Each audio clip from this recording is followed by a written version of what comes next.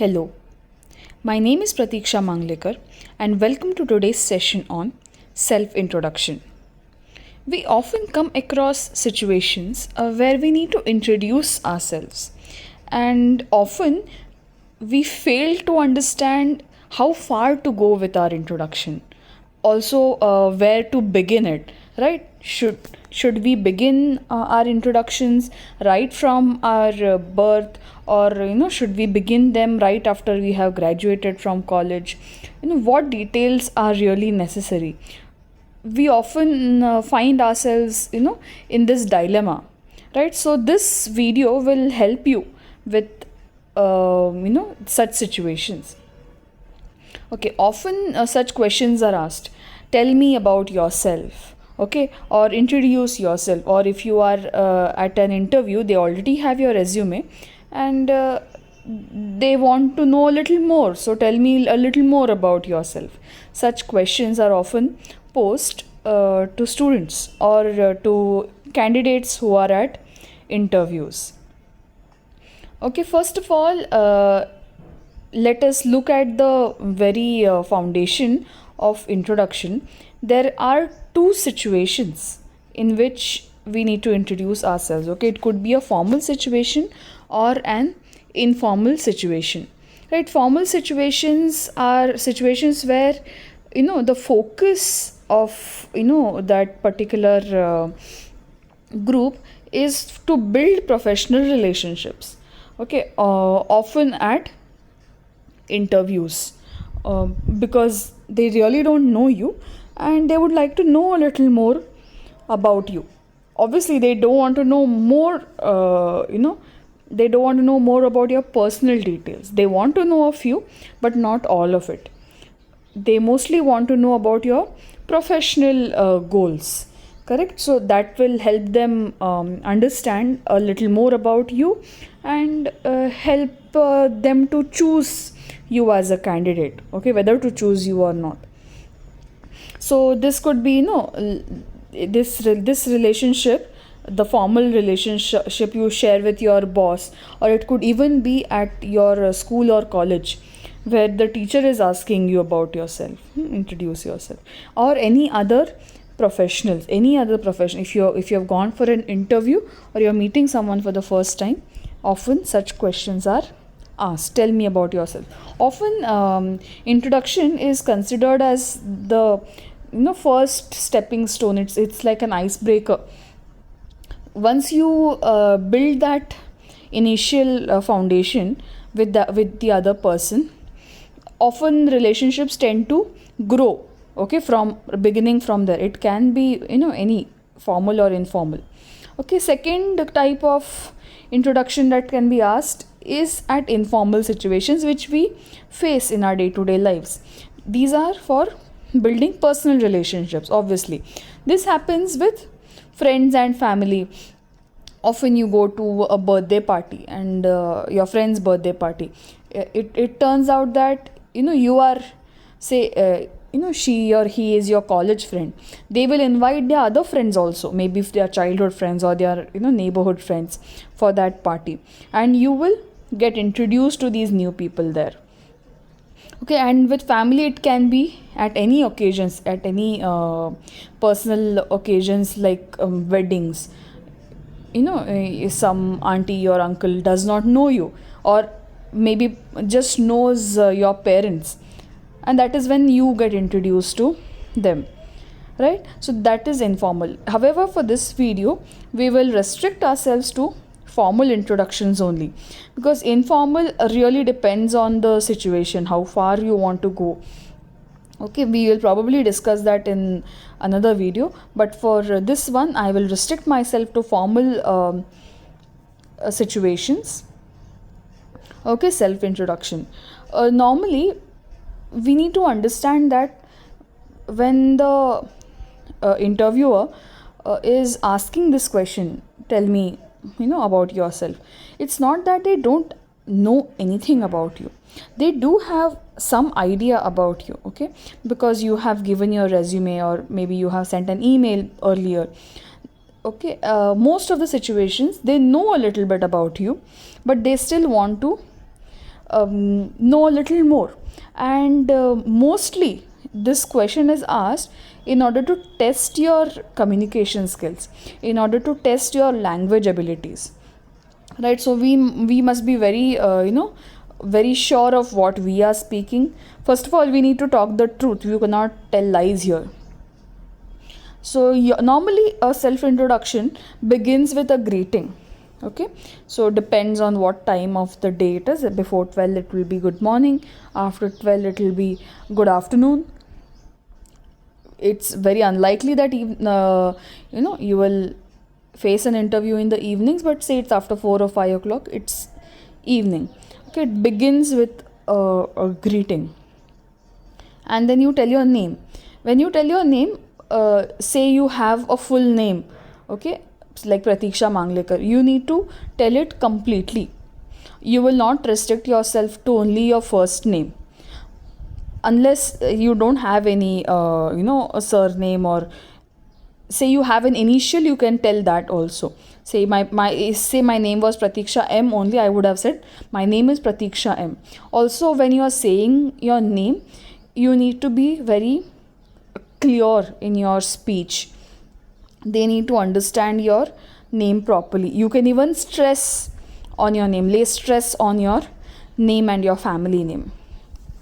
Say you have the habit of using your name, like your first name, middle name and your last name, you can say your name completely, no problem at all.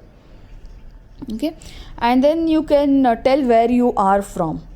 Normally it should go in a flow, what you are what you are trying to say. Like this introduction should go in a flow, like a story, how it all began. Okay, so about you. So I hail from such a place, okay, or I'm a resident of such a place, say Delhi or Mumbai, wherever you are from, and your date of birth. Okay, instead of telling your whole date of birth, you can even just tell the month and the year that you were born in, say August 2000, okay, or August 2001. And your nationality, this nationality you can skip it. Okay, it's not really important, because normally in India people can really recognize that you are an Indian. You don't need to tell that. Your age, okay, and your address is again if you tell the place you are from, that is more than enough.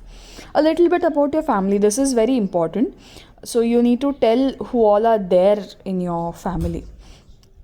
Okay, say I live with my parents and I have a younger brother or younger sister, whatever that it is. And your education, this is extremely important, especially in interviews.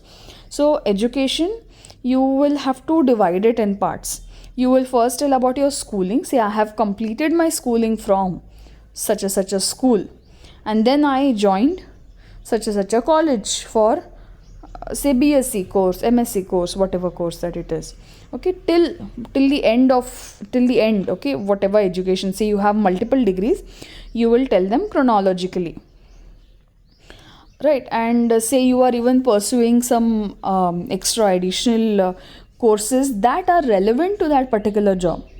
Okay, say I want to apply for the course, no, I want to apply for the position of a computer engineer, and I have done an additional diploma course in computers. That is important in this particular interview.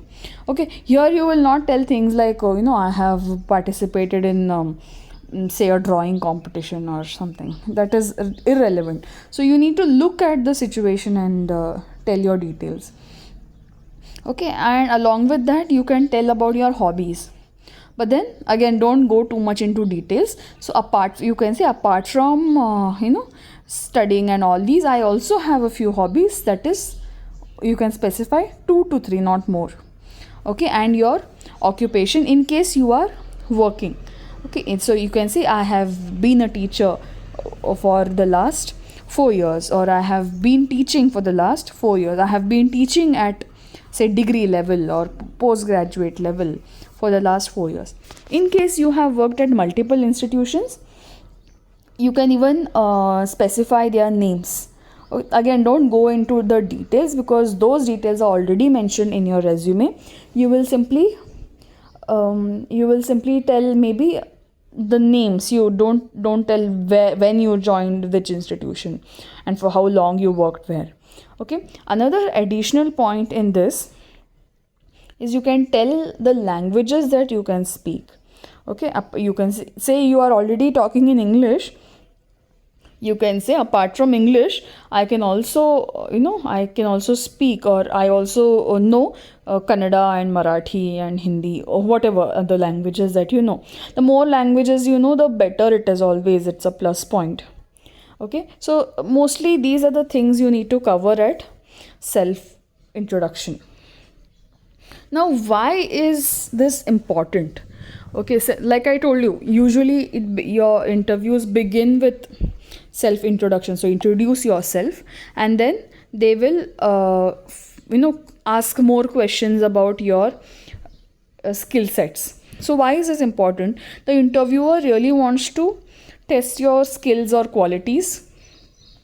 They want to know about your experience and the reasons why you would like to be a part of this team. Like I told you in the previous slide, you will tell it like a story. You will begin with a greeting, and you will end it with, say, your occupation and the languages you know. At the end, you need to tell the reason. I will tell a little more about it here. So qualities, they want to know what kind of a communicator you are, if you're a team worker, if you're a tech savvy person. So this should be reflected in your introduction. Experience, they really want to know this. This is extremely important. If you don't have experience, no problem. You are a fresher out of you're out of college and or university, or say if you have worked as an intern somewhere before, even that is considered for freshers, right? The reasons that I was telling you, I will be an excellent addition to your team. Why? You need to tell your reasons. Why? Okay, I would like to join your team because why? Okay, say I am a teacher. I often say this, that I really enjoy communicating. I really enjoy speaking with others. Okay, and then that is what that is why I stand out when compared to others. That is the reason I want to do this job. Why am I a teacher? I am a teacher because I really like to speak, right? So like this, you need to find one skill set that you have and use it effectively in your interviews, right? These are a few tips if you are going to face any interview. Write your self introduction in 2 days before the interview. It's really important that you know what you're going to speak. The idea is not to by heart this and go and say. It should come naturally, but then so that you don't miss out on any points. It often happens that I could have said this, this could have been useful to me. So everything that you have done so far, if any of it is going to be helpful, even something as simple as organizing events in college, this is a very important skill that interviewers are looking for. Okay, not just interviewers, even employers are looking for. So you need to tailor your answer to match the job role. Okay, like I told you, what is really important? Say I want to become a teacher. What is important for a teacher? Someone who has organizational skills, someone who can manage people, someone who is a team worker, okay, someone who can influence others.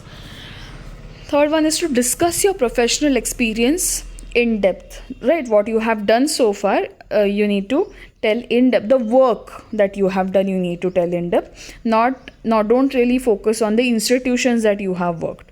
Okay, you can say that when I worked, say in Bangalore University, I taught so and so subjects, so they know that you are a master of these subjects.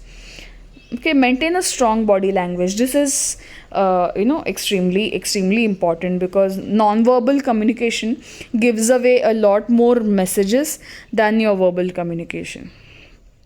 Talk about your accomplishments and goals. Discuss your plan for the future, like what you want to be doing. Like when I usually say things like as a teacher, it's very important for us to delve into research. So I often say this, that as a teacher I would, like to continue reading, and one day I would like to start pursuing my research, that is PhD. Discuss your plan for the future. Stay simple, confident, and graceful. These are some tips. You can add more to this list. All right, I hope this video was helpful to you. Thank you.